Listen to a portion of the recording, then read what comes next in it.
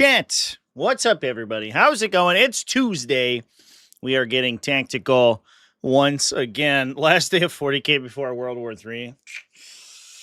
Too real, bro. Yeah. That we're here as a fun space where we don't get to talk about the world actively devolving into maniacs shooting missiles at each other. So let's talk about some more M40K. We're going to talk about stuff going on last week. Last week, obviously, saw Adepticon. I wasn't around to cover it because I was there playing games, and it was sick. One of my favorite conventions of the year, and it was so again this year. However, we also had some absolutely insane results. That includes things like, of course, I'm sure you heard, Imperial agents doing well, but also a new victor of the Space Marine, I don't know, Feast of Blades, I guess. The Space Marine Blood Games, which is not Ultramarines.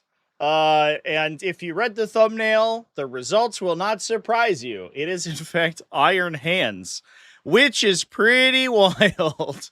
So that's what's going on. Hello, Mr. Ryan. Oh, geez. Edriong 6931 donated $40 through Super Chat. I have a challenge list for you. Linked in the Discord. Note the Thousand Suns Defiler gets that Sun's vehicle detachment rerolls on its 4+ Overwatch. It's like one reroll, right? You get one reroll, which for a thing that shoots 16 times is all right. But I'll take a peek. I'll take a look at what we got going on. I think we have a couple of community games to play at some point. I haven't been playing too much this month, but we will get those on the stream. Well, it's reroll hit wounded damage, right? It's like 3 total if you have the Psyker next to you. Anyway, folks, let's go ahead and hop in over to talk about some lists. So the first one I want to talk about here is over at the XPG Warhammer Qualifier. This one, as we can see, was won by Space Marines, but we did also have a runner-up, that being Space Wolves. I believe this Space Marine's also kind of spicy, but it is Ultramarines. So a lot of Space Marine energy today. I hope you're ready for some Space Marine talk. However, John Philibert, a man after my own heart for playing off-the-wall stuff, took it down with Hammer of Avernii, which is sick. Grab the, I don't know why this looks like that. Okay. Oh, there we go. We fixed it. This is the Iron Hands detachment that gives you a funny sort of, it's basically a funny first company, task force. However, it gives you an additional bonus where a lot of your stratagems that you normally target veterans also target dreadnoughts, because that's the Iron Hands thing. They love their dreadnoughts. In addition, if you have Canik Var and your oath target is destroyed, Canik Var can choose someone, and you get a second oath target on it. So you're playing Roboot Gilliman from Wish, basically. It's not 2 things chosen at the start. It requires line of sight. It requires you to kill the first oath target. It's a little reactionary, which is not the same for Gilliman's ability, but still, it is. It's not quite as easy to apply. The downside is if you don't kill your first oath target, or Canik has no lines of sight to things, the ability just fizzles entirely. However, in addition, you also just get permanent rerolls of 1 against your oath targets. It doesn't require that you have like the once per game full wound rerolls. So it's a little bit more consistent. And when you're playing against 2 oath targets, that can be quite a bit of added value. But in this case, you're playing a Terminator Ancient with Steel Front. Steel Font? Is it actually Steel Font? It must be, I guess. I think I thought this was called Steel Front, literally until just now. But I guess it's font as in a fountain of steel, is the idea. Although I'm going to choose to interpret it as it's a font, a type of you know, an alphabet that's written out of metal, I think. So You put the Ancient in Terminator armor. Because Canikvar is a captain, you can dual attach with him, and they can go into a giant unit of Terminators. Canikvar can then give a unit scout, so you can potentially scout the Terminators up the table.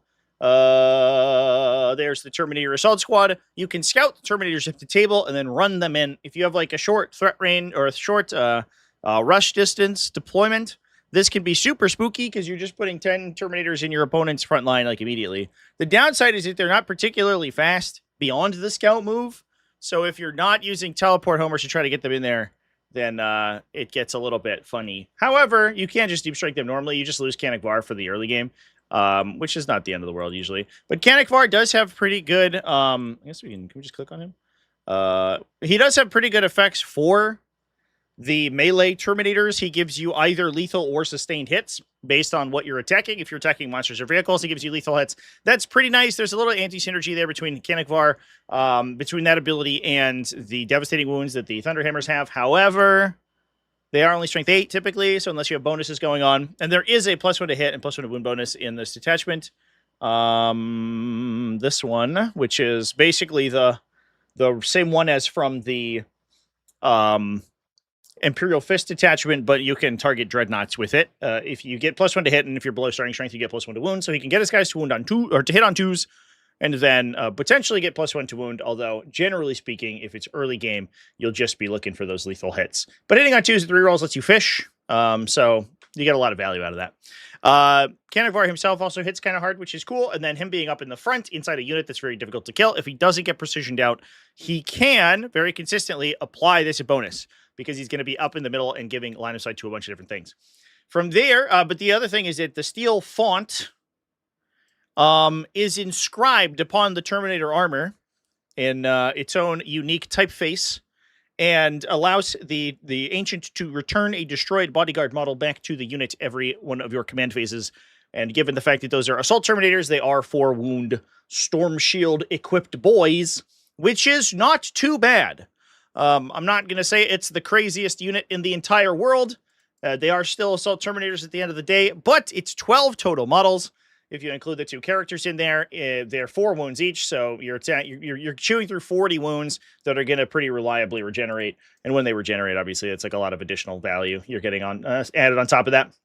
Now, this is also a Codex compliant detachment, so you are also getting the +1 to wound on oath in a lot of cases as well, that you can potentially duplicate with Canikvar, which is something always to consider when you're talking about these Codex compliant chapter detachments. We have double Tech Marine, an Intercessor Squad, 1 Gladiator Lancer for some long-ranged gunplay with your opponent's anti-tank stuff, an Incursor Squad, a Land Raider Redeemer. Interesting. All right. Wonder what that guy's doing in there. I guess he can hold the Incursors. You wouldn't, probably, but he could. Huh. All right. A Redemptor Dreadnought Scout Squad, the Terminator Assault Squad, double Vindicator plus Calidus Assassin. I guess he's just a big flamer guy.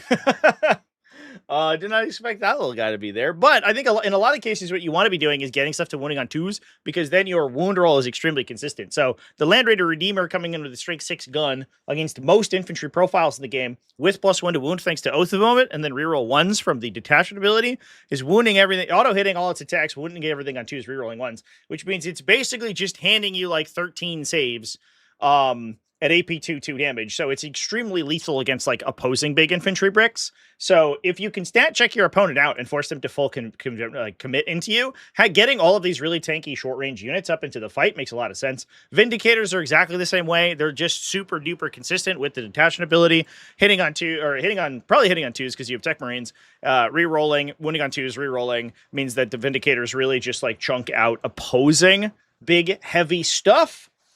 The one downside is that this list doesn't have a lot of reach, but the hope is that your Terminator Assault Squad, because they're OC2 and they're relatively fast in the early game, progresses, like basically absorbs enough of the the table space that your opponent is forced to commit back into them. They spend their whole turn trying to kill the Terminator Assault Squad. They probably kill most of them, but maybe not all. And then you come back and you hit them with 2 Vindicators and a Land Raider Redeemer. And that's just so much beef in the center of the table that it's difficult to kill, especially because most of it is recurring between the Tech Marines and the Ancient regenerating the Terminator Assault Squad. So very consistent, extremely defensively oriented list, which is kind of cool to see. That's relatively rare these days, where we see a lot of people focusing on offense.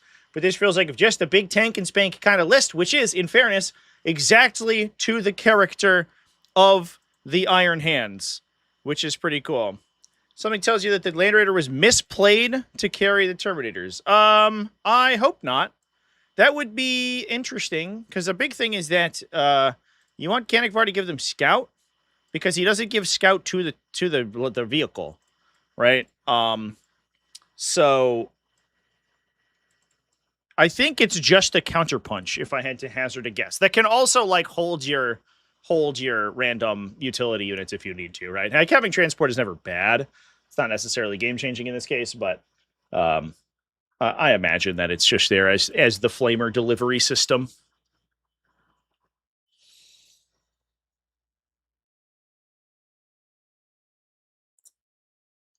After enough Terminators die, you can embark them? I mean, I guess so. I think if enough Terminators are dead at that point, I guess like in some cases, you like walk forward, absorb all the shooting, and then run back into the transport. But in a lot of cases, I think if the Terminators are committed, we are trying to kick the shit out of the opponent. I don't know if we're necessarily going to be like running them backwards, but super cool to see Hammer of Avernii doing well. However, that's not the only one, which is the crazy part, chat. Every once in a while, you're like, all right, this list makes sense. It's got a lot of combos that are relatively consistent. I understand what's happening here. Why are there 2 of them?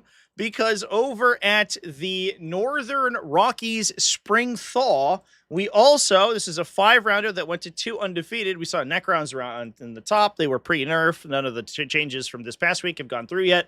Unsurprising, we saw Necrons at the top here. Second place, what is James Walsh playing in Space Marines? Look at that, chat. It's Hammer of Avernii again. But this is a very different list. This one's focusing much more heavily on sort of like an MSU style and focusing on those Dreadnought synergies. So the nice thing that we can do here, thanks to this detachment, is targets most of these stratagems on Dreadnoughts. So you get your +1 to hit, and probably, in a lot of cases, +1 to wound. That can target Dreadnoughts. And when you're talking about a Redemptor Dreadnought that's shooting like, 20 times or punching with big high impact attacks, that +1 to hit and +1 to wound goes really far, especially if you can get those rerolls online as well. You can up down your Terminators. There is, I believe, another, I think it's the OBSEC. Sustained or lethal hits you can grant to Terminators, to Dreadnoughts as well. And I believe also Dominator Beacon, which is your objective secure, also works on Dreadnoughts. So I said Terminators, but I meant Dreadnoughts. So there is a lot of internal synergy for Dreadnoughts inside this detachment. That's something that's like a little bit weird when you compare it to Emperor's Shield, the Imperial Fist one, because that is explicitly veteran and Terminator focused. This one also gets that little bit of Dreadnought spice in there. In this case, we are running only Canicvar, and I'm curious to see if he has any attachment options. I think he can attach to a bunch of different stuff. Oh no, it's just Terminators, actually. Just kidding. So he's just by himself. That's fine. One thing that's interesting about him is that he does Deep Strike. So what you can do, because his abilities do not require him to be on the battlefield for whatever reason. So you can use your 6-inch scout and your redeployment, regardless of where he's at. He's also Terminator keyworded, so he can up down. But you can keep him in reserve, and then like battle round 2, when you choose an oath target that's going to be relatively easy to kill, you pick that and then drop him. And because his ability, unlike Gilliman's, triggers, or excuse me, the detachment ability triggers when you destroy the first oath target. You can choose an oath target in your command phase, drop Canicvar in your movement phase, shoot the oath target to death, and then choose the second oath target. And you can be a little bit more reactive about where you choose to put that second one. But in addition to that, it looks like the army also is playing a bunch of units that are relatively self-sufficient. We have ballistic dreadnoughts, which don't necessarily need Oath of Moment because they'll just get rerolls all the time anyway, like 90% of the time. We also have Eradicator squads. Looks like 2 Eradicator squads, 2 6s actually, which is wild, which will also get rerolls against monsters' vehicles. So we don't necessarily need Oath on any of those units. So we can save Oath of Moment for things like the Redemptor Dreadnoughts to do quite a bit of damage. This list is also running a Devastator squad, which is sick with grav cannons, which is cool. I guess I don't really know why necessarily, but it's good for opposing anti-heavy infantry, I guess, if you're expecting to shoot like custodians, maybe. Grav cannons is certainly curious. Your anti-vehicle 2+, your AP 1 3 damage, but if you can source ignore cover, they go kind of hard. And then if you can shoot if you oath like a heavy infantry squad, right, like an opposing Gravis squad, that's 3 wounds, they're actually going to do quite a bit of damage to them. If they're winning on 3s or even 2s in a lot of cases, at flat 3, that's pretty cool. I'd be curious to see whether we see a hammer strike in this list. No, there's 2 Storm Raven gunships. Just kidding. That came out of nowhere, chat. That's very good. This list is cool as hell. What the fuck? All right, so it's like, are we going to take some unique tech pieces to synergize? No. 2 Storm Raven gunships. But obviously the benefit here is that the Storm Ravens come with -1 damage, which obviously you can stack alongside the Redemptor Dreadnoughts -1 damage. So your whole front line is all this like T10 -1 damage stuff, which can become very difficult to kill for some matchups who are relying on relatively low damage, high volume attacks, get just railroaded by these things. But they can also drop the dreadnoughts off on turn 1. So very early in the game, you can source an additional 4.5 inches of movement by deploying a Redemptor Dreadnought out of a Storm Raven gunship. The reason for that is that the 100mm base that the Redemptor Dreadnought's on is too big to deploy normally from a vehicle, which means you always deploy 1 inch away. So you get to measure 1 inch, and then you get to measure the full base outside your deployment zone at the top of the first turn. Then you get to move that unit. So it almost gives it scout. It doesn't quite, but it almost does. In addition to that, we can scout some of the other infantry, stuff like Devastators or Eradicators. Pushing up the table early could be helpful. But I do wonder if the Eradicators are just inside the Storm Ravens so that they can run 20 and then disembark. This list is unhinged. Yeah, it's up to 12 Astartes infantry models. Each Gravis model counts as 2. So we could put the 2 Eradicator squads inside and the 2 Redemptors inside the Storm Ravens, and then potentially just run them all to the center of the table if you go first. And then you're basically just dropping, I don't know, what is that? 550, like 1,300 points of models, just directly in the center of the table, most of which has -1 damage, and potentially even just like shooting your opponent on turn 1. If the terrain is not particularly defensive, a Storm Raven gunship can easily allow a disembarking unit to shoot on the very top of the first turn. Because they move 20 and then disembark if they're in hover mode. If they're not in hover mode, things get weird because you have to start them in reserve and you start to run out of reserve. You basically start to run out of units on the table. They have to spend a turn coming in off the table edge before they can move. It's like not very good. But it's probably that we are just putting a ton of beef on the line from the very get-go, which again, pretty Iron Hands pilled. This list came into him from a dream. Yeah, for sure. Devastator's in a Raven.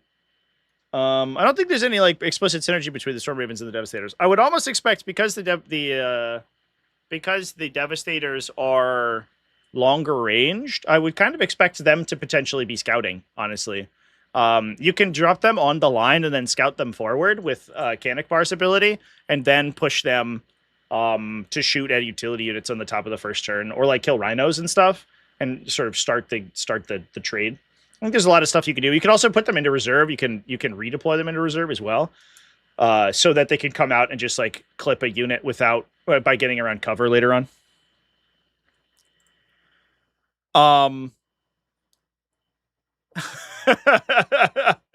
This is crazy.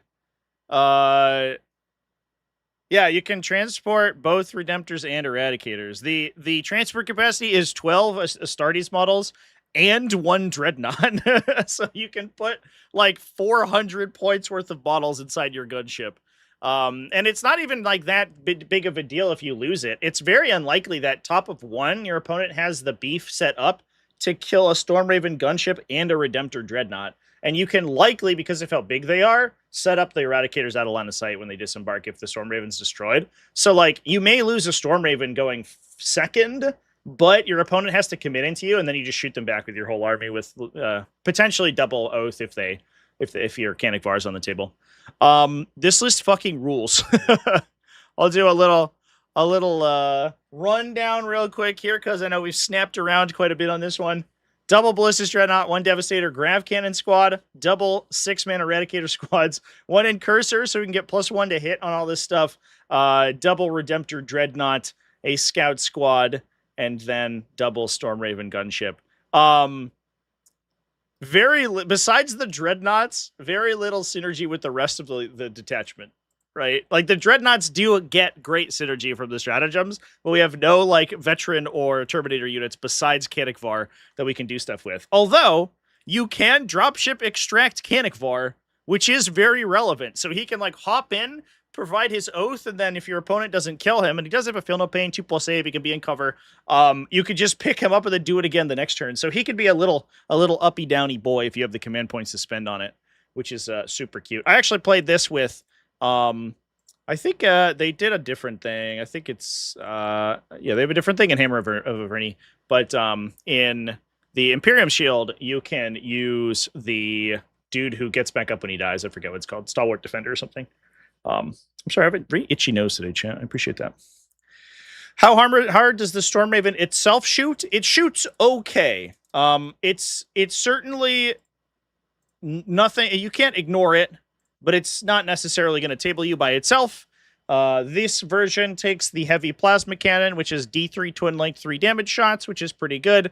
You also get 1 twin multi-melta, which is just 1 twin linked multi-melta, in addition to the 2 storm strike missiles, which are at the bottom, which is just another 3 damage, a couple 3 damage shots, and then a hurricane bolter, so a bunch of strength 4s.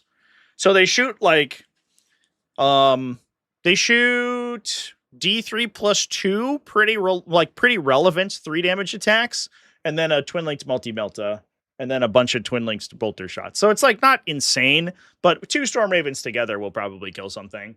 The big thing though is that they themselves are just this T10 profile with 14 wounds that also is -1 damage. So it's this, like, they're basically like this Flying Land Raider. They don't have the toughness or the save, but they do have that damage reduction, which will improve this wounds count by quite a bit, and they're incredibly fast. So they can deliver things almost anywhere you want on turn 1, which is cool. Yeah, the redeploys might also be relevant. That's a good call out, actually, Johnny. Where because the Storm Ravens are so voluminous, like sometimes you can deploy them out and your opponent sets up to shoot them, and you just pull them back like around a corner or something. It is unironically difficult to hide them though. The Storm Raven model is enormous. It's so big. Sometimes you'll see and you look at them on paper and you're like, wow, this unit's amazing. It's so quick. It shoots good. It transports. It's hard to kill. What's the downside? And then you put one on the table and you're like, I see. I physically cannot prevent this from being shot. It will it has to be resilient because it will just absorb damage from the start of the game as the game goes on. Pretty unfortunate there. What a cool fucking army, chat. That's cool as hell. I love that. We do have, I want to, before we hop off our discussion of Space Marines here, I want to hop back to the XPG qualifier because there's some other Space Marine armies that I want to talk about going X and 1 at that event. Shadi Faraj went 4-1 with Saga of the Great Wolf, which is cool. That's the detachment that gets its own sort of doctrine bonuses, which affect different kinds of attacks. Reroll advanced and charge rolls +1 to hit in with ranged attacks, +1 or lethal hits or sustained hits 1 in melee. You get to pick once each of those once per battle, and Logan Grimnar lets you duplicate one of them once per game. So this is this one. I mean, we saw a ton of play with this, and I think it's fallen off like more recently. However, cool to see it back a little bit and with a good result. We've got here Arjak, Bjorn, and Logan, the triumvirate of glory from the Fang. An Iron Priest to give additional shot to probably a Lancer. There's the Lancer. We found it. Look at that. Rapid Fire 1 on the Lancer. The Laser Destroyer is amazing. We also then have Murderfang. It's cool. Well, I think Murderfang gives Fight on Death to Wolfen, right? That's his ability now. Friendly Wolfen unit within 6 inches. If the model has not fought, it can fight. It rerolls advanced and charge rolls and cannot be your warlord. That's interesting. Huh. Yeah, I'm curious about that. I'm curious about that Murderfang tank right there. We were running double Infiltrator squad. I played against a double Infiltrator Deathwatch army the other day, and it made me tear my hair out. I was playing demons. It's very good against demons. But being able to forward deploy an Infiltrator squad to protect yourself from deep striking alphas and also screen your deployment zone, unironically incredibly powerful. I think double Infiltrator squad might be slept on, although it is very difficult to fit into armies. I think we cut intercessors in this list, which is a little bit tough to do, obviously. We have double Redemptor Dreadnoughts. In addition to, these guys are very good, by the way, because you have access to that +1 to hit. There's also a +1 to wound, I think. Yeah, Eye of the Pack is +1 to wound, and these are just for ranged attacks. These are a pretty good single entity with a bunch of attacks that gets a good benefit from that. The downside is that because they have a random number of attacks in the macroplasma, what I always see is you go, oh, I'm going to eye up the pack, I'm going to shoot my oath target, so I'm going to get rerolls, +1 to hit, +1 to wound, between the army, detachment, and stratagem abilities. And then you roll a 1 for the macroplasma, and you're like, cool, man. That's sick. But outside of like running Inceptors or something, there's not like a million things that stratagem is explicitly good on. You could run like Hellblasters, I guess, or something that just shoots a bunch of times. But the Redemptor Dreadnoughts are generally good because they also tank and punch well. So you want the units that can sort of like be able to absorb the middle of the table. We have a Scout Squad, or double Scout Squad, 2 units of Wolfguard Terminators, 1 unit of 10, and 1 unit of 5. Probably for Arjak and Logan, respectively. That's a lot of Dreadnoughts. It's a lot of Dreadnought action going on today. What's it? Something's in the water. Everyone's running Dreadnoughts everywhere. So no tech for Murderfang. I think he's just a guy. Oh, I lost him. Come back, Murderfang. That's so interesting. He is like, I mean, 150 points is kind of a lot for a unit that like doesn't advance in charge. He does reroll his charge rolls, which is cool.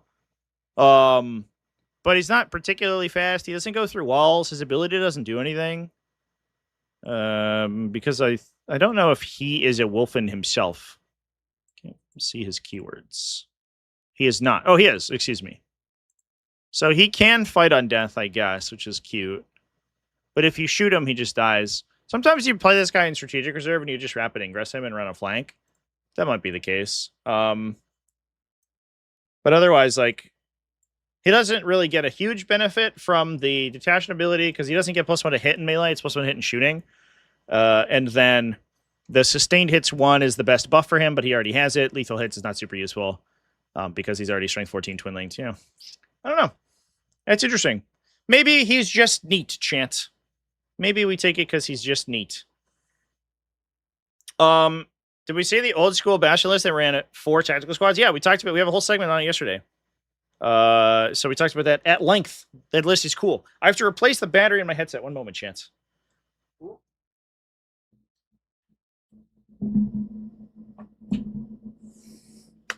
like Lobot over here.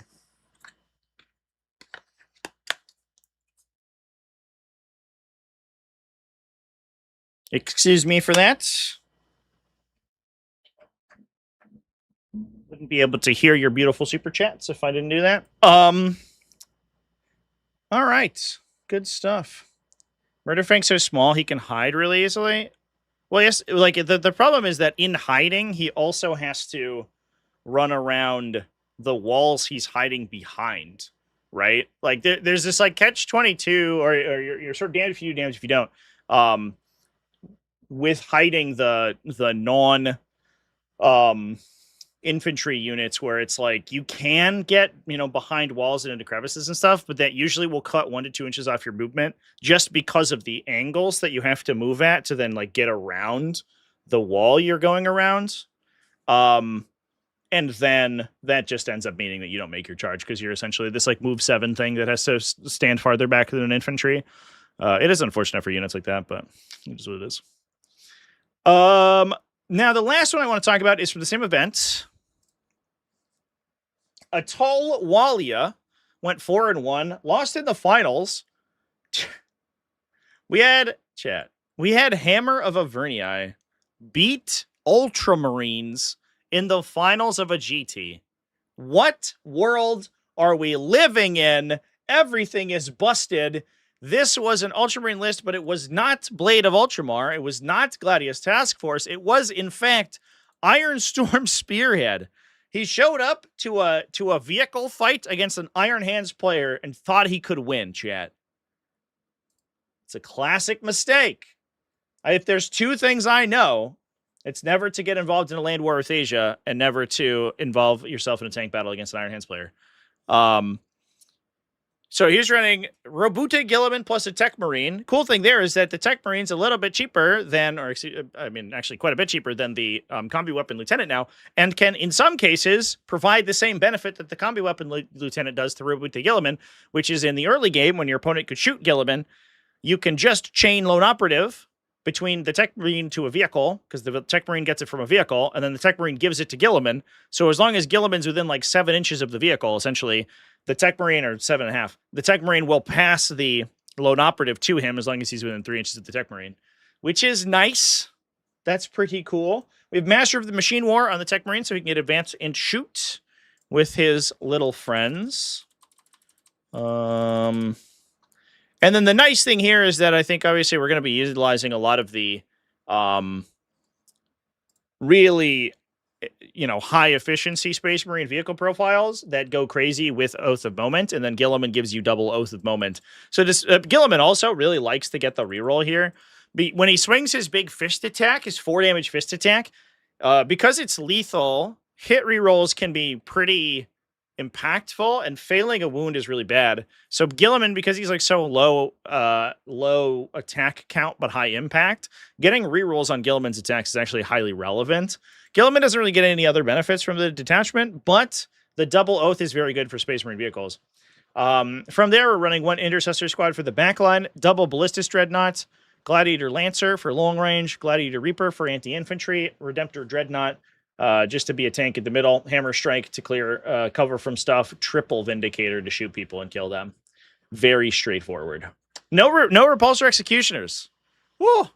The age of Repulsor Executioners might be over, chat. Thank God. Oh my God. It's been so long. But we're back to good old Vindicators. Better the devil we know, I guess. I'll take what he gets plus reroll once. Yeah, also plus I can choose what my Oath target is based on how the turn goes. You know, but obviously there is it's a give and take, because Gilliman can do his things from out of line of sight. Kanikvar has to run into the middle and then eat a laser cannon shot to the face, and hopefully he wins. Pretty cool. Oh, Great Wolves does have a go through walls strat. Chat, you're so right. It's been so long since I've seen that detachment, I literally just forgot what it did. No, you're so right. Because Bjorn always uses it to go through walls in Saga of the Grey Wolf. All right. No, Murderfang makes a lot more sense, actually, in that detachment.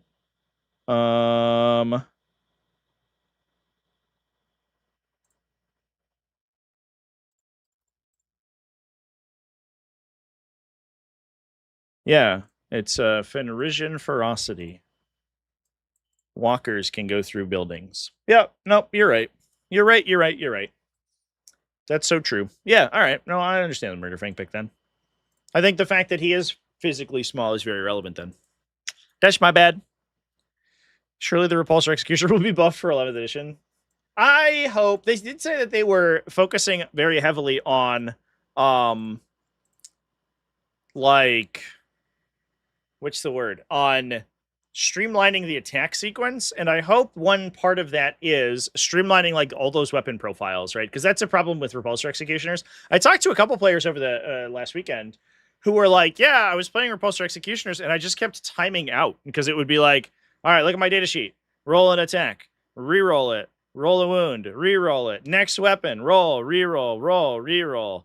And it was just like, you do that 5 or 6 times per executioner. You're running 3 executioners. That's 18 times per turn. And if each of those sequences takes you 2 minutes, right, to get all the way through the repulsor executioner shooting, then you're doing that, 6 minutes. That's basically 30 minutes of your clock in just resolving repulsor executioner attacks over the course of a game if they shoot every turn.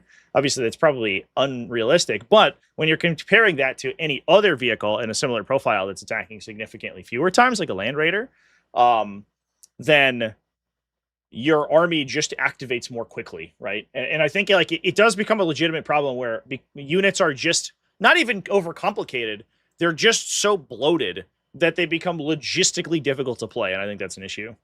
In my opinion, that is a problem. With that chat, we have some other results we can talk about. One thing that I did want to go through were some interesting agent play, which I think is the other one that we had from last weekend. If we head on over to the WG March GT, this is a 26-player GT. But where I want to divert your attention is to the 3-2 category. We did have some Tyranids, Drukhari, Space Wolves, a very good, or a nice, I guess, proportion of players doing well. This is Ultramarines at the top here, so it's a little bit less exciting. It's just Gladius House Squares Ultramarine stuff. I don't know, it's like normal. But we did have Imperial agents doing well. Robert de Guild with Imperialis Fleet, and obviously, this will not be the last time we talk about Imperial agents during this live stream. Went 3-2, which is cool. Cheap units is his only army rule. Fair enough. Also, he gets to take multiple assassins, right? That's the other one. Now, this was running Inquisitor Draxus, a bunch of Deathwatch kill teams, which you kind of require for Imperialis Fleet, because you have a bunch of wildly expensive stratagems, but stratagems nonetheless that can buff yourself both in shooting and in melee. So the big one is, if I remember correctly, Violent Acquisition, which is sustained hits 1, lance, and ignore cover. Awkwardly, it means that, sustained hits 1, awkwardly, it means that, it's 2 command points, but instead of affecting you for the shooting and the fight phase, it affects you only for 1 phase, which is a little bit, a little pricey, but it does give you different bonuses based on which phase you use it in. If you use it in the fight phase, you get lance, obviously, which is nice. If you use it in the shooting phase, you do get ignore cover in addition to sustained hits. So it's kind of, in a lot of cases, like two stratagems for the price of 1. Although, if we compare it to Gladius Task Force, Honor the Chapter is just 1 CP for +1 AP and lance. So I don't know. I don't know what we're doing here. In any case, the Deathwatch kill teams go kind of hard with that because they do have these big high impact attacks. So getting the +1 to wound means they wound a lot of things on 2s, and then sustained hits on that unit is crazy. And they trigger them more often because they have their own built-in hit rerolls. If they target they reroll hit rolls of 1 all the time, and if they target a Xenos unit, they get full hit rerolls. So they can do some pretty serious work with that. In addition, we're running a billion Sister of Battle immolators. 1, 2, 3, 4, 5. 5 immolators with multi-meltas. You can give the +1 to hit against a single enemy unit. So if you're playing against big stuff, you can actually just basically threat overload them with these immolators, and they all run in and they hit on 2s, and then they shoot a twin-linked melta shot at you, and the conversion's probably D6 +2 damage, plus they have a hunter killer. So if you're fighting against a super heavy or a greater demon or one of these big units, you can just bum rush them with idiot transport vehicles and eventually kill them. We're also running a Sanctifier squad, although it doesn't fit into any of the immolators, so they're just vibing, I guess. We have 3 Sister of Battle squads, so we can fill out all of the immolator transport capacities, because they can all combat squad to occupy 2 immolators. That gives you more multi-melta attacks as well, in addition to a pair of subductors, or a trio, excuse me, of subductor squads just for incredibly cheap 4+ invulnerable save infantry for objective holding. So all told, we have 1 billion transports that can all just drop off a bunch of obsec infantry with melta guns. So there's some pretty serious damage there. We have kind of a shitty Oath of Moment from the detachment ability, and then once that all happens, we can follow that up with Deathwatch kill teams just kicking the shit out of you. I think the Deathwatch kill team, if I remember correctly, let's make sure we go to the agents version. I believe the Deathwatch kill team also deep strikes. Oh, it doesn't. Not these ones, I guess. I think that's, I guess you have to site-to-site teleport them in Deathwatch to do that.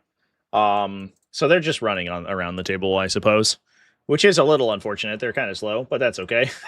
We are playing Imperial agents. What can we do?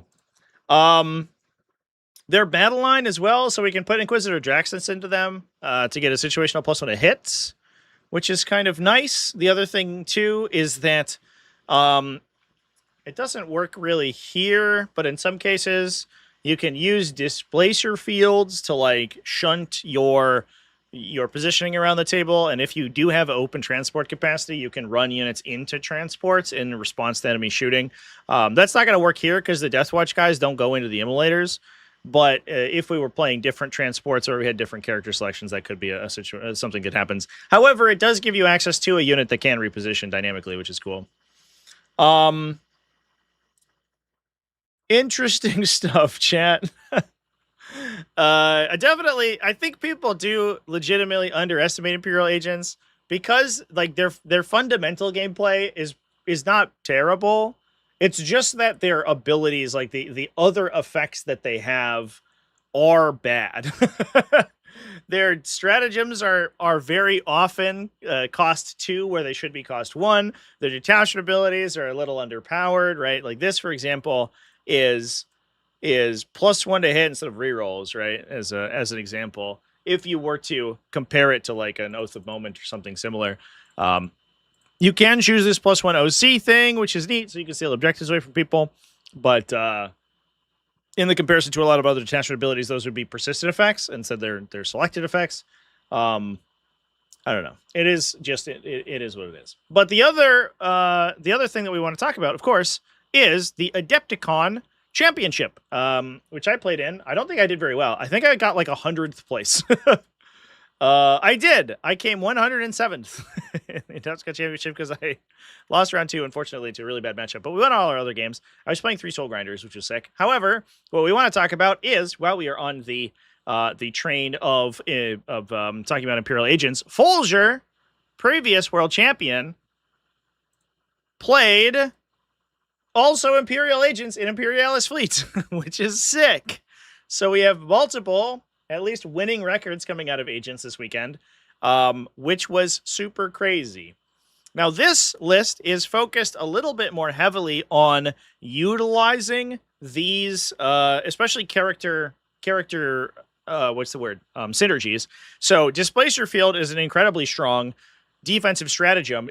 It gives you a 4+ invulnerable save in response to being targeted. You have to have a character in your unit, but it then protects you and lets you reactive move, which means that you're going to receive 1 attack, limit your casualties from that 1 attack thanks to the invulnerable save, and then don't receive any future attacks, which means you can basically get 2 uses out of all your utility squads. So, as long as they have characters in them, of course. So in that case, we are running a bunch of characters in order to utilize that stratagem quite a bit. That includes double Inquisitor, Inquisitor Draxus, a Rogue Trader entourage, as well as Watch Captain Artemis and a standard Watchmaster. The Rogue Trader entourage has, Combat Landers, which gives you Deep Strike, which is beneficial for the entourage because it allows you to redeploy a number of battle line units, which I believe includes your Breacher teams. And I think units that you just attach the Rogue Trader entourage into, which I believe it only attaches into the Void guys anyway. But in any case, what you can do in that situation is forward deploy a bunch of units because the entourage can grant infiltration, and then redeploy them potentially into reserve and then deep strike them down, which is cool and good. But also Navy breacher teams, just deep striking, pretty great. We have a Death Watch kill team for the Watchmaster to hop into. Navy breachers times 1, 2, 3, 4, 40 of them. The breacher teams, I think, are where a lot of the power comes from here. We can attach, because they are battle line keyworded, we can attach Inquisitors into them, or Inquisitors might also just call them out. But in any case, they're Imperial battle line keyworded. So the Inquisitors can go in to unlock their displacer fields if you want access to that. They also get wounds rerolls on an objective. And so if you choose the +1 to hit, you can have these guys hitting things on 3s and then wound rerolling. So their damage output is not... This is the wrong breacher team, chat. I need the Navy breacher team. I don't know why I'm looking at this. It's the same ability. All the breachers are the same. I just didn't even notice it was a Tau one. I was like, what the fuck is a Pulse Blaster? Yeah, that looks more Imperium. We need a massive bloat on the number of weapon profiles a single unit can take. But they can take, like, a not unreasonable amount of damage. And then in addition to the fact that they are going to have potentially invulnerable saves coming back in, they get the wound rerolls, which is good for the Inquisitors in the army, because the Inquisitors have their devastating wound psychic attack. So they're doing a little bit of damage. It's not like one-shotting things, but it will chip away, right? If you're like just running up or deep striking these Navy breachers in on something big, giving them +1 to hit and then giving them wound rerolls, they are gonna eventually do some serious damage. There's also, I believe, a stratagem that gives you +1 strength and AP. So if you are close up to your opponent, you can actually do some pretty serious damage to them too. We then have double Imperial Rhinos plus double Immolators to carry some of these guys around. And again, we can displacer field units into the Rhinos if we need to protect them against shooting, so they can be even more difficult to engage with. We are running double Sanctifiers for early game utility, in addition to 2 Sisters or Battle Squads to Combat Squad out of the... what's the word? The Immolators. So we can put the combat teams into the Immolators and then have 2 OBSEC utility units for the back line. And then we have a bunch of Subductor squads just because they're good, because they have 4+ invulnerable saves and fight on death and stuff. It's pretty sweet. It's pretty good stuff. He won a bet by placing in top 4. That's incredible. I think it was a challenge to Folger to play the Imperial agents and basically prove what you can do with the faction. And as I just mentioned, I do think that people see Imperial agents and go, oh, well, because this is sort of I guess like mathematically not particularly effective from a mechanical standpoint in terms of their army and their army abilities. Like, the data sheets you're using are not horrible, right? Like, Death Watch veterans are just a pretty good unit. Imperial Navy breachers are a pretty good unit. I'm not going to say they're like the craziest thing ever, but they have some defensive tech. They have a little bit of offensive tech. They have some mortal wound generation. They're OC2. So when you're talking about these units that can reposition themselves around the table, improve their own OC with the detachment ability, like your fundamentals are good. The problem is playing around a bunch of stuff that costs you extra command points that you don't really like, should probably be cheaper or easier to use. I don't know. The Rogue Trader Entourage team, I think, is also worth mentioning. They do give, if I remember correctly, their entire unit a 4+ invulnerable save.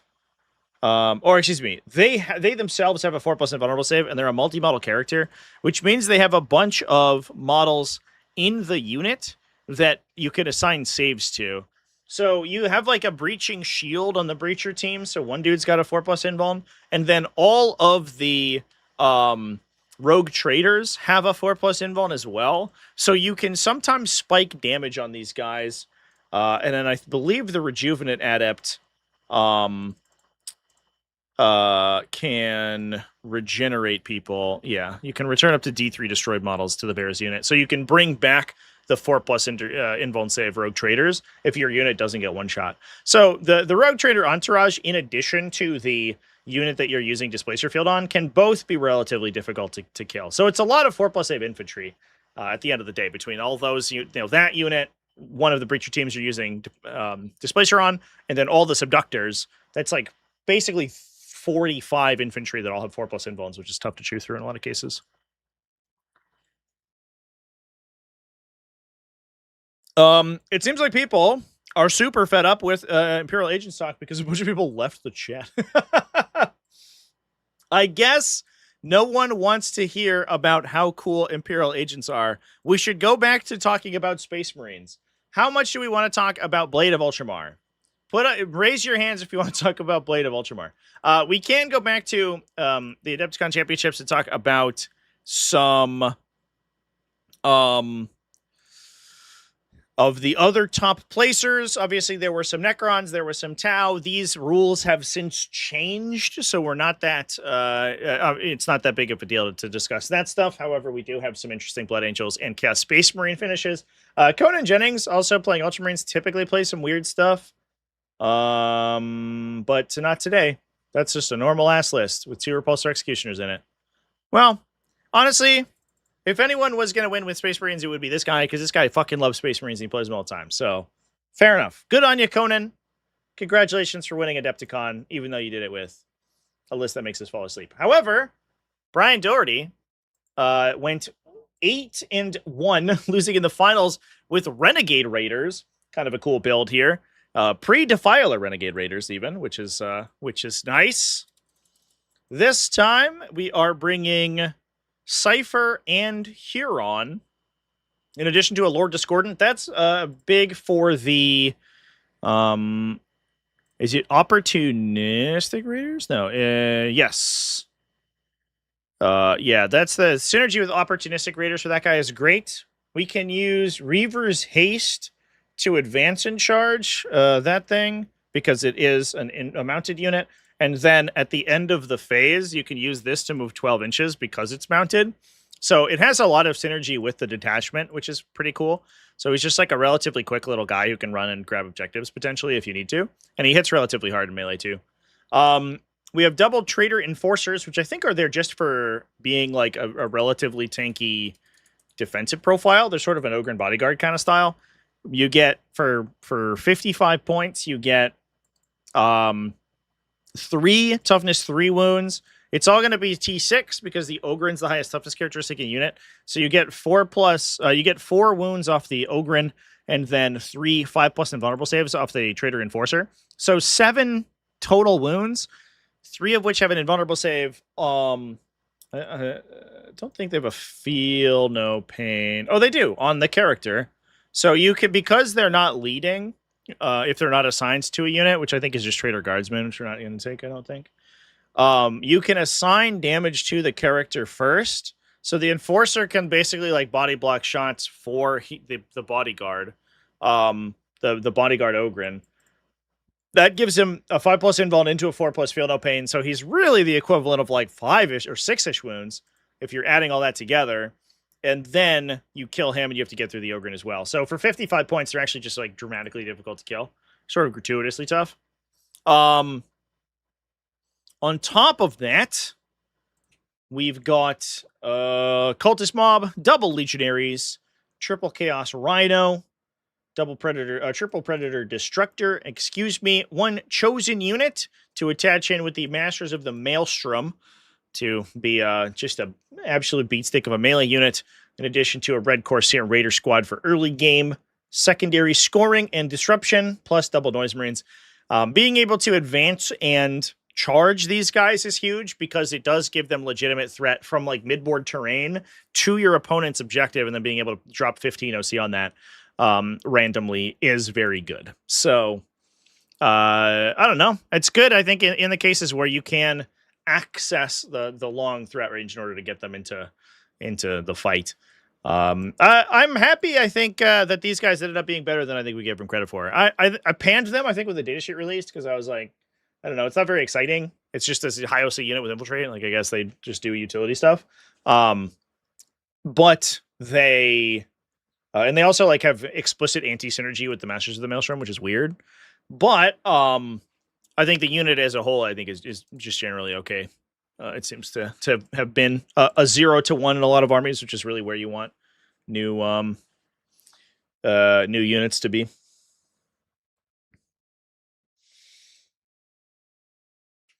Folger timed out in semifinals. Ooh, embarrassing. Ouch.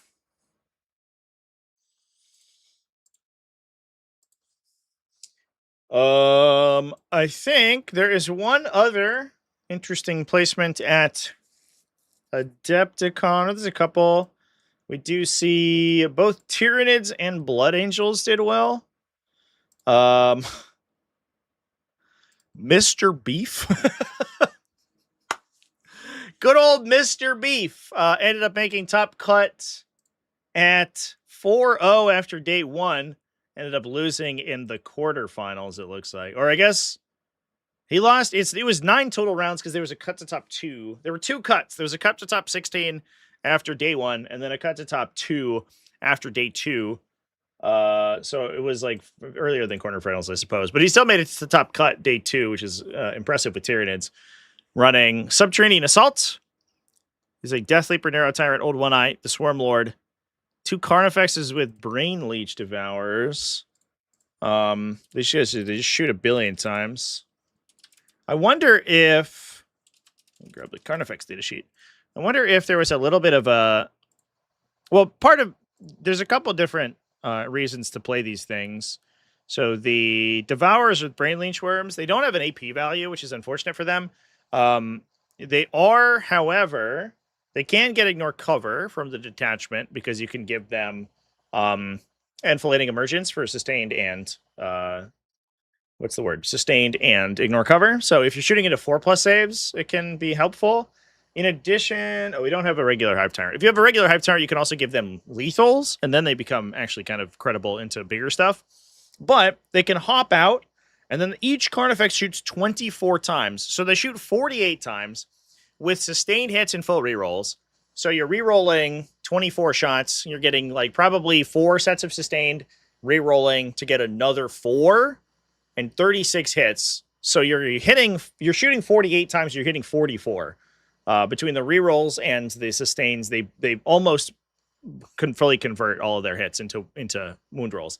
If they're shooting at infantry, they're largely wounding on 3s. So you're handing your opponent somewhere around like 28 saves at AP 0, which in a lot of cases, especially because they also have blast weapons, they have bioplasma that they put on mount in their head weapon slot.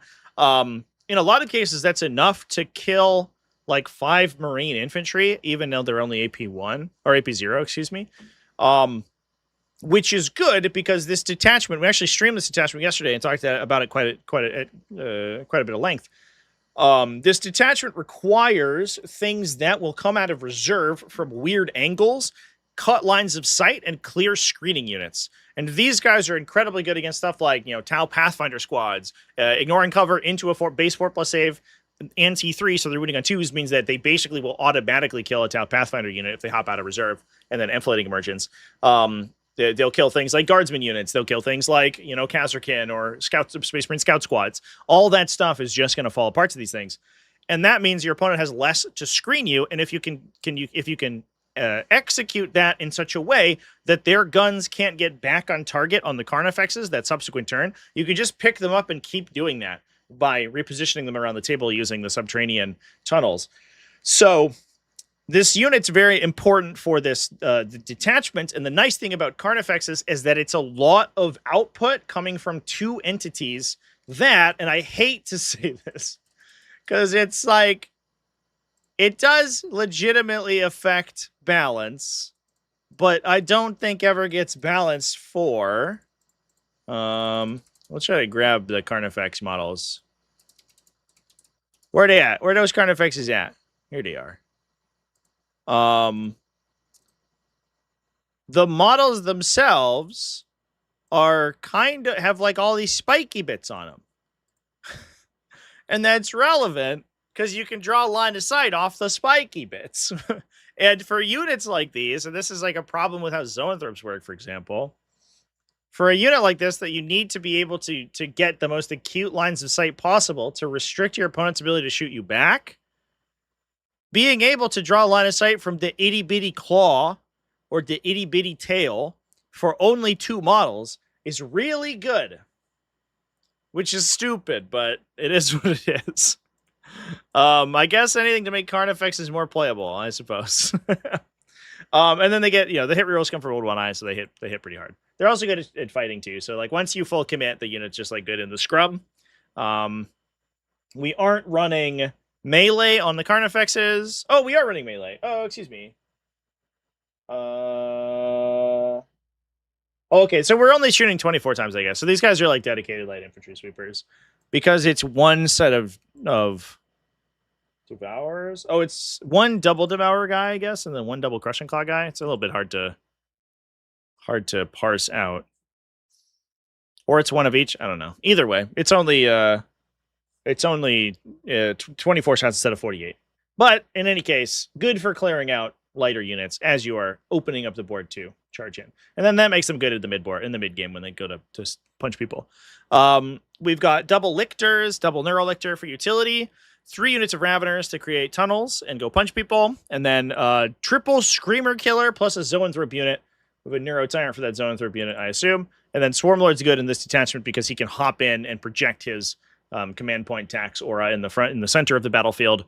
The Screamer Killers are interesting because the detachment allows them to, well, first of all, it gives them really good consistency with their talent attacks because they have 1 million talent attacks. So reroll ones is incredibly strong there. But the other thing too is that they give you more chances to battle shock people during your shooting phase so that the neurolictors turn on. And then that starts to give the whole army +1 to wound. And once that starts happening, this army goes crazy. So 2-ish Screamer Killers is usually enough to battle shock someone. Unfortunately, it's not the most consistent thing in the world. And we do have Death Leapers, so we can force them to take battle shock at -2. The Screamer Killer ability forces the battle shock at a base -1. So if you can get Death Leaper in range, you can force it at -2, which is certainly going to be pretty reliable, I think, at the end of the day. In the finals match, there's a rules question you'd like my take on. Yeah, I mean, post it. I'll take a peek. Mr. Beef is an overrated sandwich. Give me Al's. R.I.P. Rip. Can't wait for 11th to fix line of sight.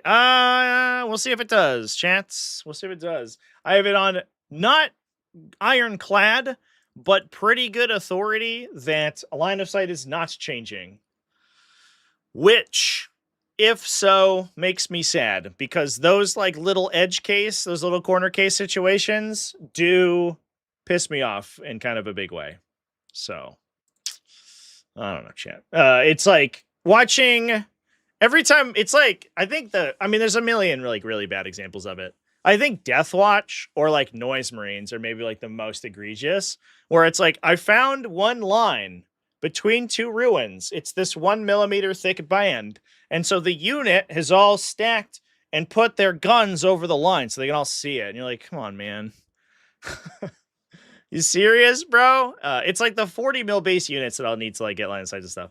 What I wish they would do is just like, I don't know, like rebalance the attack profile so you didn't need to necessarily get like, you weren't like hyper shafted if your whole unit didn't get to shoot. Because it does to some extent, and maybe it's fine. Maybe like having single entity shooters is better than having multi-entity shooters.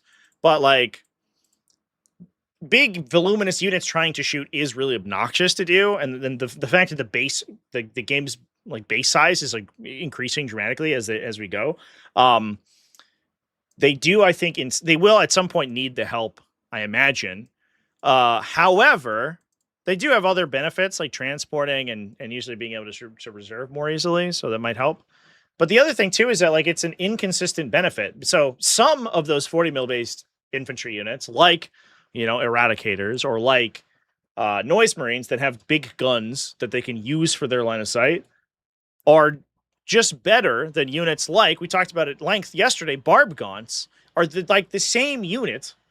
They're a 2 wound guy with a blast weapon, but they don't have a big gun on their model, which means they're actually just worse than like a Noise Marine because they can't use their gun for line of sight, so they end up having a tougher time gaining line of sight. It's very stupid.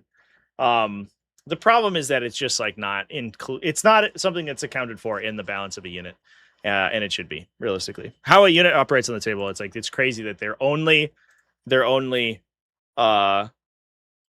balanced from like a mathematical perspective when there's a logistical component to playing miniature games that everyone just like doesn't consider. And then that's also, the people who are like, oh, we should, we should send all this stuff to like artificial intelligence or whatever, and use it to like mathematically balance the whole game. And it's like, come on, is that going to consider all this stuff? I don't know.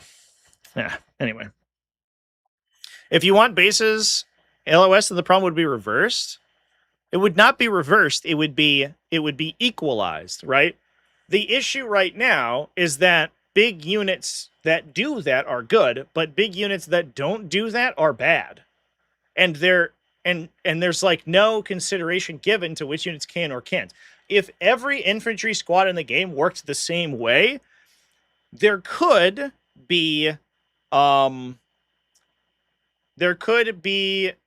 things implemented to rebalance like that as that unit type as a mechanic, like big 40 mil base infantry squad that wants to shoot, right? However, because some of them can shoot more easily and some of them can't, it just like gives them this it gives them an incremental advantage based on the composition of the model that other units don't necessarily get. The other, like the real heart of the issue too, is that that's also based on how you assemble the model. And in some cases, based on how you attach them to the base, which is dumb. Right now, using True Line of Sight, you are incentivized to attach them to, for example, the front of your base so they can project their gun farther forward over top of their base, which is so stupid. That's incredibly dumb. It should not be that you and I can have an identical unit in our army list, but yours is better than mine because you assembled differently. That's just absolutely ludicrous. Anyway, chat. Wouldn't it be harder to crowd units when they have bits sticking out? Not really, because their bases are so large. They usually have enough space. It's like you basically like you nest them, right? Like their guns do this in a lot of cases. Or if they're mounted on the front of the base, the second rank can like, be placed behind them. Typically, units can fit together, unless they're extremely big. Ever remember Kneeling Tau shooting under Devilfish? Classic. The old Fish of Fury. The classic one. And I think it was like that was weird because it changed the characteristics of your Devilfish based on which flight stand you used. Because sometimes your Devilfish would provide cover to infantry behind it if you used the small flight stand, but if you used the big flight stand, it wouldn't, because it wouldn't block line of sight to them. Incredibly stupid. That kind of shit should not be in the game. Should not be in any game. Very dumb. Yeah. Anyway, chance. Let's stop talking about 11th edition and complaining about True Line of Sight stuff that we've talked about a million times, and let's talk about Blood Angels. Chris Green. We love Chris Green because he always plays interesting Blood Angels armies. He played Liberator Assault Group at Adepticon, running a Rage Field Warrior Captain, so the once per game sustain 3. Jump Pack Captain, Death Company Jump Pack Guy, a Combi Weapon Lieutenant, as well as a Fights First once per game Sanguinary Priest with Speed of the Primarch. One big 10-man Assault Intercessor squad, Jesus Christ. Which I guess goes with the Jump Pack Captain, I guess. I suppose. Or I guess the Jump Pack Captain. We have 20 Death Company Marines. Oh, excuse me. No. I misread that. It's a 10-man Assault Intercessor, not Jump Pack Assault Intercessor, which goes with the Blood Angels Captain. So that's the Rage Field Warrior attachment. But you can now dual attach to the Sanguinary Priest unless he's going to Blade Guard Veterans or something. No. So I think that we are dual attaching the Priest and the Captain into a big spooky unit. So the Sanguinary Priest is going to give them +1 AP. And then the Blood Angels Captain obviously gives them free strats, so you can use sustained or lance and lethal hits for free off of the regular Captain. But he's also improving the AP characteristic of the Captain himself. So he's going to AP 3, 8, 9 attacks thanks to the detachment ability, sustain 3. So when he punches into the oath target, he goes insane because you can fish for those sustains. And then he also gets wound rerolls from the Intercessor squad, so he can generate devastating wounds. Intercessor squad for the backline, double Death Company Jump Pack boys. One's for the Captain, and one is for I guess it's just a captain going in there, huh? I guess we just have like a trading unit because they are they can fight irrespective of Oath of Moment because they have wound rerolls or hit rerolls, excuse me, built in, and then the other one can get the Death Company Captain. We have a Gladiator Lancer, an Incursor Squad, Land Raider Redeemer, which is going to be able to deliver that big brick of Assault Intercessors, Sanguinary Guard Squad for the second Captain, plus a Scout Squad and double Vindicator. So we are bringing kind of a well-rounded build that's taking not only all this heavy armored midboard stuff between the Redeemer and the double Vindicators, but also it has a lot of these smaller trading units between the two Death Company Marine units and the Sanguinary Guard Squad. An important thing to keep in mind is that the Lancer and the Redeemer getting access to advance and shoot from Liberator Assault Relentless Onslaught, I think, is the name of the effect. Relentless Assault, excuse me, gives you the ability to oh,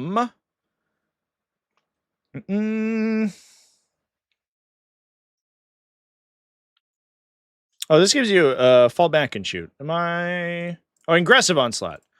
Oh my god, chat. Just looking at the wrong strat. I was like, hold up, that says fall back. But I could have sworn Liberator Assault Group lets you advance and shoot. It's just a different kind of attack. Is it an onslaught versus an assault? Yeah, you can advance and either shoot or charge. The big thing there is that it gives your Land Raider Redeemer additional threat range extension. Obviously, you can't disembark and then charge after you advance, but being able to commit the Flamestorm cannons onto utility units in the midboard, means that your opponent has to always consider the threat that you can just threat overload a bunch of vehicles into the middle of them. In other cases, you can also just rocket Death Company Marine squads into utility units to kill them. So it has a lot of ways to pick out enemy units without necessarily delivering the big hammer blows. And then obviously this squad with the 2 attached characters is going to slap super duper duper fucking hard. As soon as you have anything reasonably big in the center of the battlefield that you need to kill. Plus, it's also 12 models, which is not the hardest thing in the world to kill because they're just assault intercessors, but you do have to chew through the ball in order to kill them.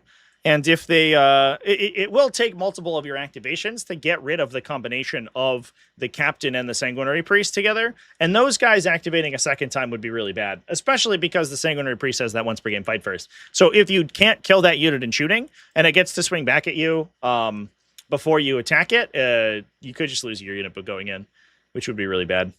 I'm a little bit worried about these enhancements as they change how Fights First works in 11th edition. Fights First, I think is about to become a very bad ability, but we'll see. Hopefully they can save it. I don't know. Yeah, there's also a Sanguinary Guard Squad, so we got another unit that could punch. Utility from Scout Squad, yeah, and then the Vindicators. Good stuff. I guess the other thing too is like the Lancer being able to advance and shoot's kind of a big deal as well, because you never want to give that thing free reign over the lines of sight. Good stuff, chap.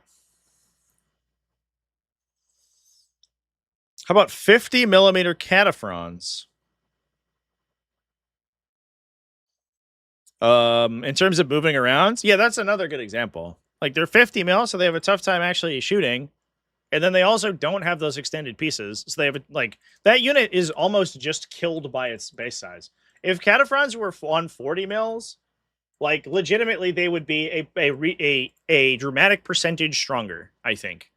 That's like a very good example of a unit that just gets housed by its base size and has no benefit from luxury line of sight rules.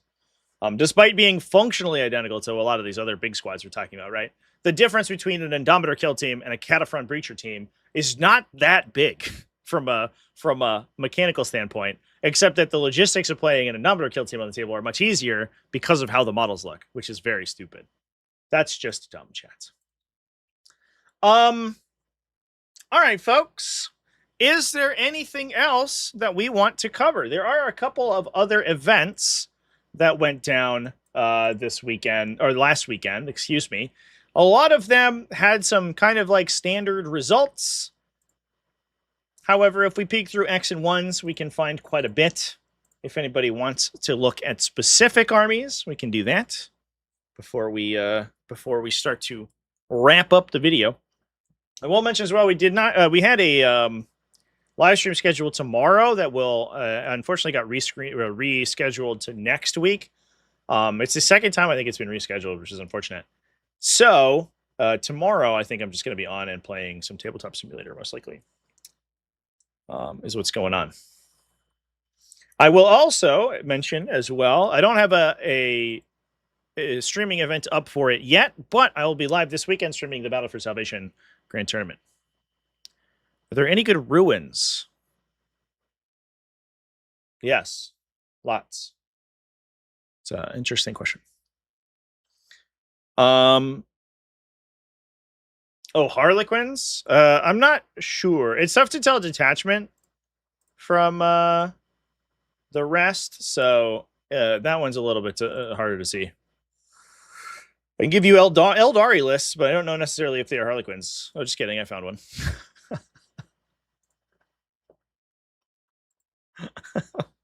Chat, I've hosted by my own petard. I'm like, it's always difficult to tell if there are any good, if there are any, good armies from a specific detachment, because you can't tell the detachment from the loadout. So then I click on this Eldar list first, and literally immediately it's Serpent Brood.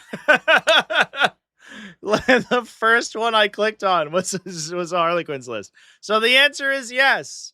There is a good Harlequins list that made Top Cut at Adepticon. Running Prince Uriel, who I think has basically just made it into like a lot of the armies. He doesn't he just gives you redeploys, which is great, right? Which is good. And then he himself just hits hard. So for 95 points, like you just bring him. You're like, I don't know. I guess he's fine. He like sits in a Corsair squad and then punches someone to death and also gives you redeploys in your army and doesn't cost that much. All right, okay. That seems pretty good. Running a Solitaire, triple Troop Masters, plus Harlequin troops times 1, 2, 3, 4, 5, 6. Starweaver times 3. So a lot of these troops are actually going to be actually ground pounding, unless they're in Falcon. Oh, they're in Falcons. Just kidding. Just kidding, chat. Plus 2 Ranger units, plus 2 Skyweaver units. So the nice thing about the Falcons is that despite the fact that the Falcons are not actually Harlequin vehicles, they don't get the sustained 1 ability, but Harlequins that disembark them do, because it doesn't require that they disembark from a Harlequin transport. It only requires that they disembark from a transport, which means the Falcons can provide fire support to the troops. We talked about this combo pretty extensively when the faction came out, because there was a lot of talk about how the Eldar fire support was good. And the nice thing is that between the troop masters and the troops, that unit actually does a phenomenal number of mortal wounds. If you're just running the sword, the player sword, they, I think each troop member attacks like 25 times, and then the troop master gets another 6 at 2 damage. All of them are devastating, and then they all get what is close to full rerolls and sustained hits. So the average damage is, you're probably good for like, in a lot of cases, between 4 and 6 mortal wounds from the troop master alone, and the rest of the troop is swinging like probably like 24. You get like 4 reroll, like 7 more mortal wounds on average. So it's like between 11 and 13 mortal wounds from that unit coming out of a Falcon by themselves. Not even counting the fact that they're going to shoot you with a bunch of fusion pistols and stuff on their way in. And then you're also being shot by the Falcon. So there's a Bright Lance going into you. So the combination of these units can potentially just like knock out a heavy vehicle in one go, which is sick, right? That's super cool. I like that. And then we have Starweavers for more of the sort of utility purposes, where they can run around and drop off troops to kill stuff in a wider variety.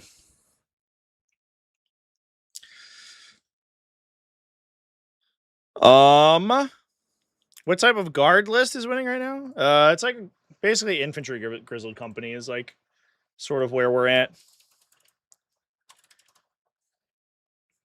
Not a lot of guard did well at Adepticon. I think they took the nerfed Rogel Thorns pretty hard. But we did talk about, they won a GT this past weekend. If you want to get the cutting edge Astra Militarum, watch my video from yesterday, because they won a GT from last weekend, and it was like basically it was like 1 Rogel Dorn, all infantry grizzled company, with some really interesting like character selections. It was kind of wild. Anyway, chats, I think we're sort of petering out at this point, so I'm gonna go ahead and wrap things up. I will be live tomorrow with a Warhamster Wednesday. I don't know what it's about yet because I haven't taken my notes. I haven't done my notes on it, but I'm sure I will have a stream event up for that soon. In addition, don't forget to catch me on Saturday and Sunday streaming the Battle for Salvation Teams event. It's going to be an 8-player Teams event, and I have all the new fixins for team events, including like I'll have team score overlays and all sorts of stuff that I set up for Tennessee Elite Open last year. Hopefully that goes well. I'm probably going to take down my cameras here so I have maximum camera coverage of the entire event, and hopefully things go crazy. I don't know. I'm excited for it. With that, chat, that's going to be it for me today. Thanks, everyone, for watching. Keep it classy, folks. Have happy wargaming, and I will see you in the next one. Actually, before we do that, before we run off, I do want to give a shout-out real quick to my game, because I just dropped a update on the Breachstorm blog, because we are releasing a bunch of new content soon, including a massive updates to our tabletop simulator mods. So they're available right now, and what I will likely be doing is running some starter events in the Discord server. So if you are interested, Breachstorm. It's not 40k related, but if you're looking for a palette cleanser between now and 11th edition, then this might be, I don't know, could be cool. Could be fun. It's a little baby skirmish game. It has rules for cooperative and solo play, but the other thing is, obviously it does have a competitive play system that we're adding a bunch of content to over the next couple of weeks. We played it at Adepticon. We ran a bunch of cooperative missions. Here's a picture for one of those. And it's fun. I don't know. I like it. So that's what's going on over there. And obviously this doesn't overtake Warhammer at all, but if you are looking for something interesting to do, check it out. Are there orcs? No, but there are cats. Does that count? That's kind of like orcs. It's like similar, right? Sort of conceptually. Well, I don't know. Is it close enough? It's like maybe a little bit. Anyway, chat. That's it for that. Thanks for hanging out with me, everybody. Keep it classy, folks, and I will see you tomorrow. Cheers. We'll have to do. I suppose it's fine. Well, check it out, breachstorm.com. All the rules are available for free if you are interested, and we play in the Breachstorm Discord server all the time, and then I'm gonna try to get some people in the TacticalTortoise server to get some games in. But with that, I will see you later. Cheers, everybody.